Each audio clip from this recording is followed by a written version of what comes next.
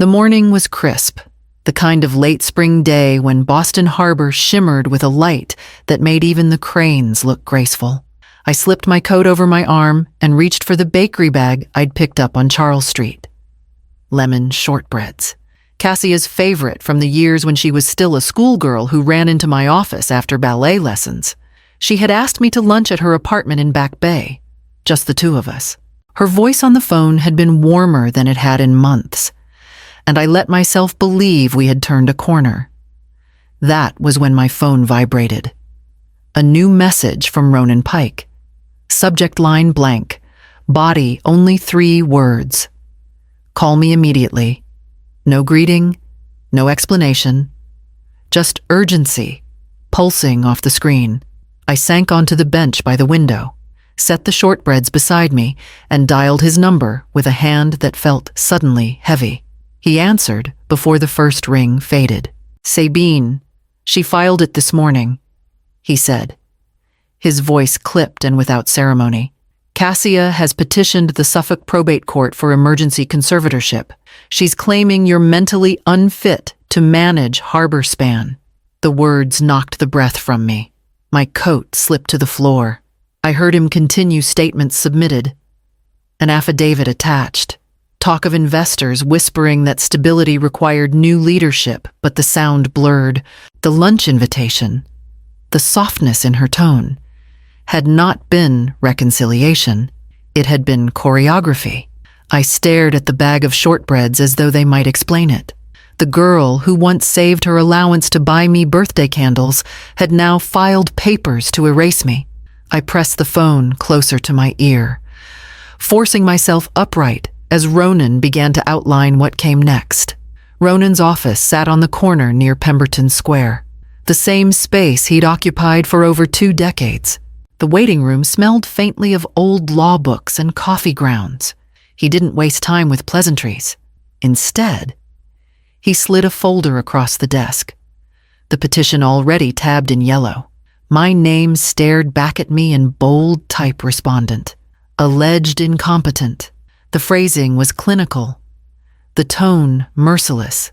Each line cut deeper claims that I had shown erratic judgment, that I relied on sentiment rather than strategy, that the company's stability required fresh oversight. I read slowly, though my hands shook. She has backing, Ronan said quietly. 2 investors called me last week, off the record. They believe Cassia represents the future. The future, I repeated, tasting bitterness at the word. I thought of the nights I had slept on the office sofa during the 2008 recession, of the months I traveled the eastern seaboard to save contracts while Cassia sat in lecture halls. None of that appeared in this neat stack of paper. Ronan leaned forward, elbows on the desk. If you let this stay in shadows, she'll define the narrative before you can. Conservatorship petitions often succeed because the respondent stays silent. Embarrassed. Don't do that. Contest it. And do it in daylight. I closed the folder, smoothing the edges as if tidying them might undo their contents. The weight of humiliation pressed hard, but beneath it, a sharper current stirred. Cassia thought she could shame me into retreat, but she had forgotten what I had built and what I had kept. Then we don't hide, I said. My voice steadied as I met his eyes. If she wants to call me unfit, let her say it in front of everyone. Ronan nodded once, already reaching for his notepad. He began outlining motions, evidence, timelines, while I sat straighter in my chair, the sting of betrayal cooling into resolve.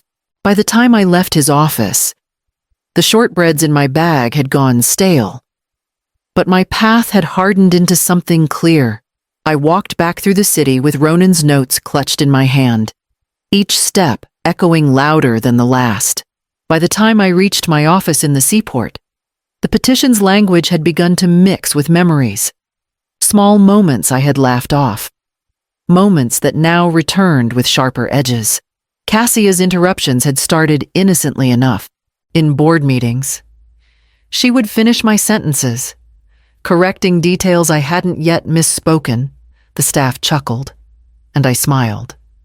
pretending it was youthful energy pushing against my measured pace. When she rolled her eyes during a discussion about projections, I told myself she was frustrated with the data, not with me. And when she whispered to one of the junior analysts that I was forgetful, I brushed it off as humor meant to lighten the room. I see now those were rehearsals. Each small slight softened the ground, making it easier for others to imagine me diminished. I had thought grace meant absorbing her impatience without striking back. I mistook silence for wisdom, not realizing it was being recorded as weakness. I remember a dinner months ago at the Harbor Hotel, when Cassia leaned across the table and said, "Maybe it's time you considered longer breaks." "Mom, people start asking questions when leaders don't know when to step aside." She said it with a smile, as though it were kindness. I laughed, raised a glass, and told her I wasn't going anywhere. Now I know she was testing the words, seeing how they landed. The hardest part is admitting I wanted to believe in her warmth so badly that I ignored the warning signs. I clung to every rare moment when her voice softened, convincing myself my daughter was still there beneath the polish and calculation. But that version of her has been fading for years. I turned on the lamp in my office, pulled out the first of the binders I had been keeping for decades, and set it on the desk. It was time to see whether the habit I once called meticulousness could now become my only defense. The seaport quiets differently at night. The office is empty. The restaurants hum with a different kind of noise, and the water outside my window darkens to a sheet of black glass. I sat at my desk, light pooling across the stacks of folders that had followed me through 3 decades of leadership. What once seemed like an eccentric habit, my refusal to discard anything, now felt like a lifeline. I opened the first binder labeled Client Retention 2010-2023.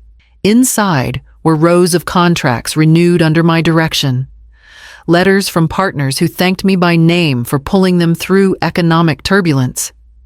Next came the revenue growth files, neatly charted across quarterly reports.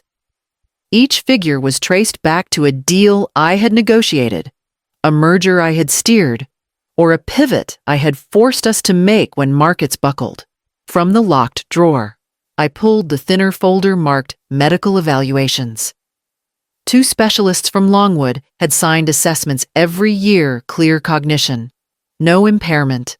I remembered walking home after those appointments, irritated that Ronan had pushed me to take them, certain they were unnecessary. Tonight, I silently thanked him. At the bottom of the drawer lay the file most private to me, Succession Contingency. 2 versions lived inside. One included Cassia as a natural heir, built back when I believed her drive could align with integrity. The other omitted her entirely, drafted on a night when her dismissive tone carried more finality than banter. Both were dated, notarized, and waiting for the moment I hoped would never come. I spread everything across the desk, each page a small defense against the story Cassia was trying to write in court filings and whispers. For the first time since Ronan's email, my hands steadied. She could craft a performance, but I had the record. I labeled a new binder with a strip of masking tape, Exhibit A. Into it went the evaluations, the revenue charts, the retention graphs, each slipped carefully into place.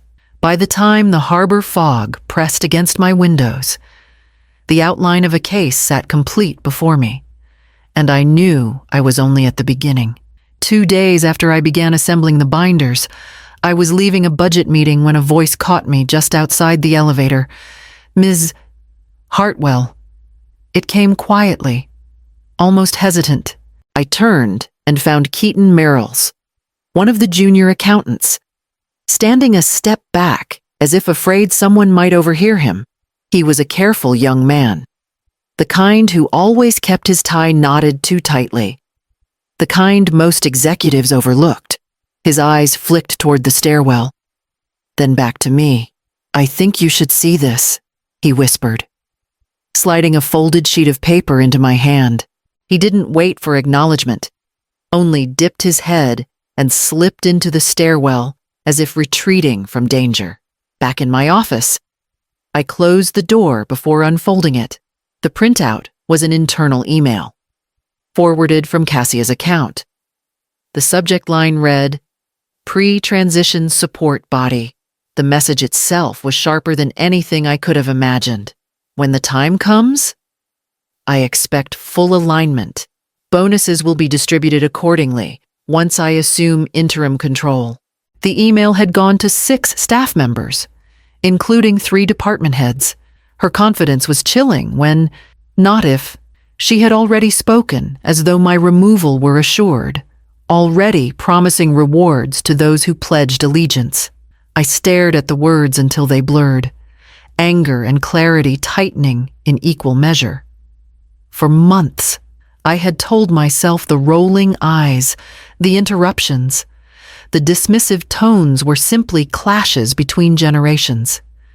But here, in black and white, was the truth. She had converted whispers into a strategy and loyalty into currency.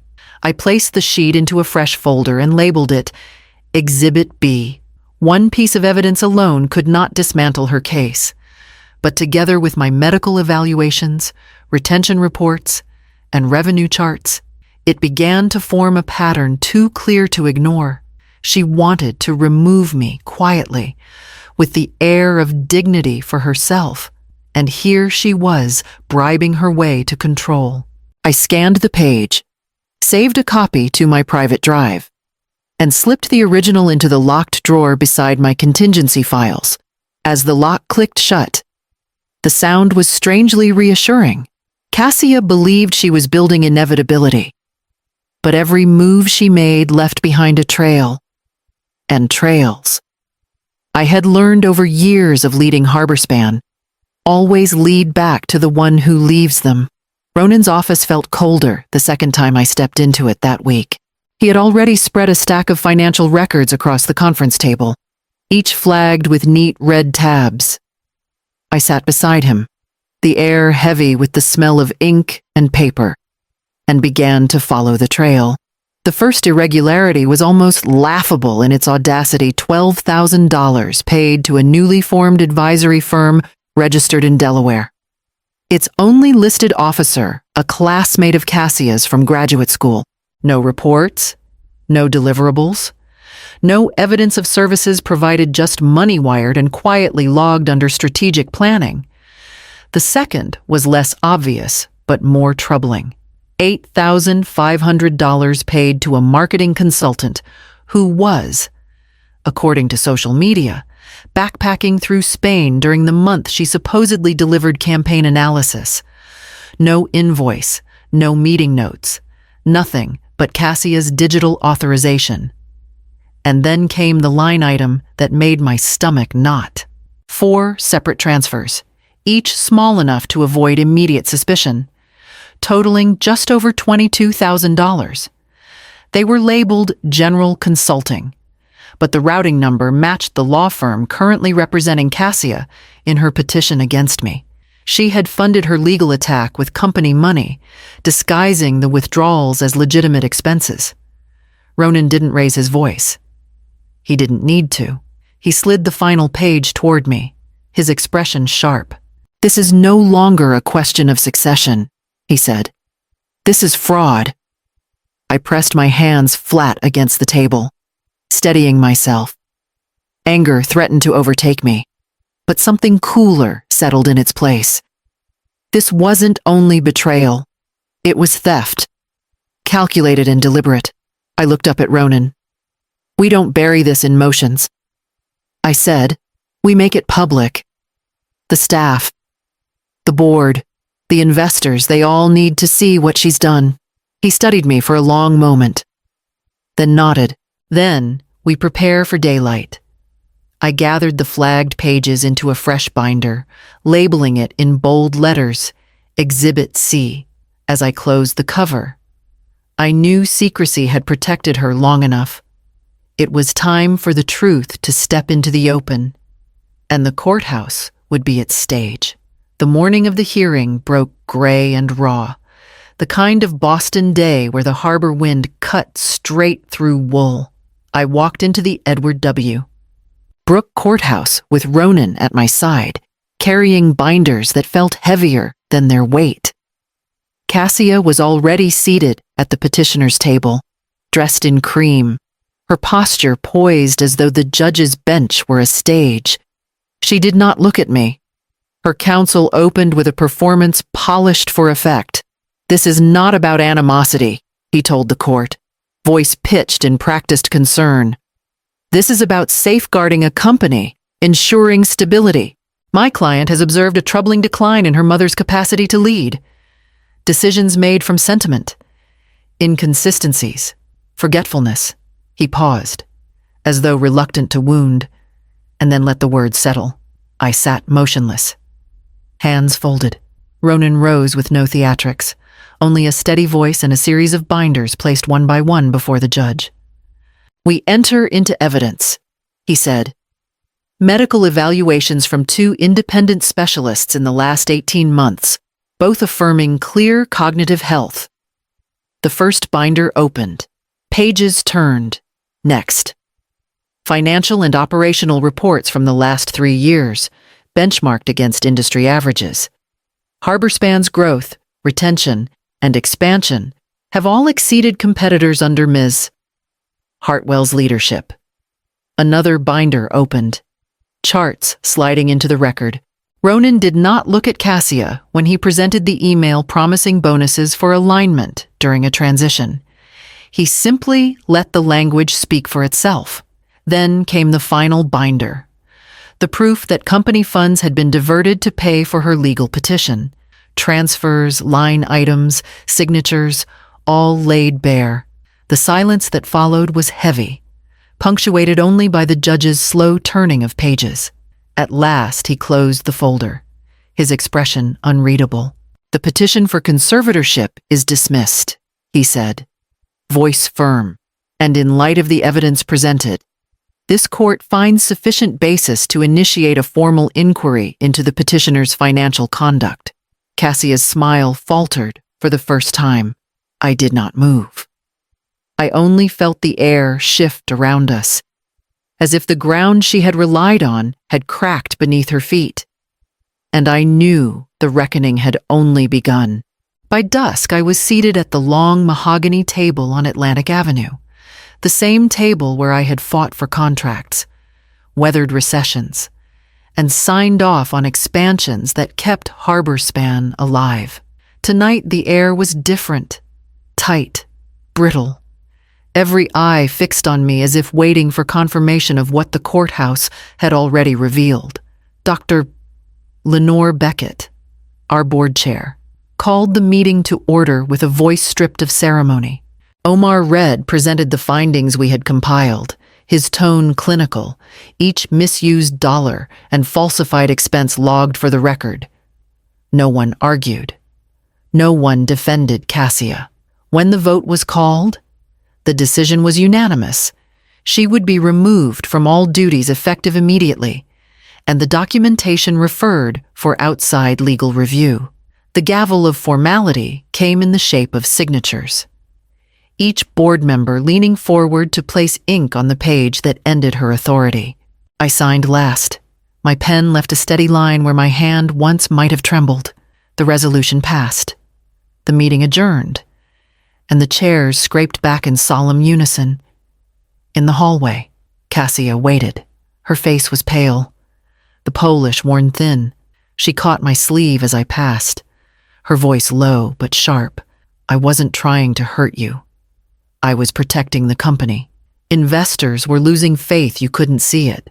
For a moment, I saw not the polished strategist, but the little girl who once begged me to check her math homework twice, terrified of being wrong.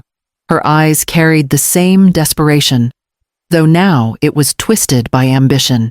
"You called me unfit," I said, my voice level. "You took what wasn't yours." Her grip loosened. She swallowed hard. but no rebuttal came. I walked past her toward the elevator, the echo of my heels steady against the marble, the weight of the next step already forming in my mind. The week after the board vote moved like heavy water. I arrived early each morning, not to reclaim triumph, but to steady the ground. The staff's eyes followed me with a mix of relief and unease, as if they were unsure whether to treat me as a survivor or a reminder of what had almost been lost. I promoted Keaton Mireles quietly, naming him to an interim internal controls team. He accepted with a nod that carried more weight than words. His integrity had cracked open the scheme when no one else dared, and I wanted the building to see that loyalty to truth would not be punished. Omar helped implement new safeguards, double sign-offs on executive reimbursements. Quarterly audits filed directly with the board. Order was restored, line by line. But each night, when I returned to my brownstone in Beacon Hill, the silence grew heavier. The victory papers lay stacked on my desk, the signatures clean and final. And still, I could not bring myself to feel relief. I had governance back. I had the company intact, and yet, the cost of it sat in the hollow absence of my daughter. One evening, I took a sheet of stationery and began writing. Cassia, I should have told you sooner that power without responsibility corrodes.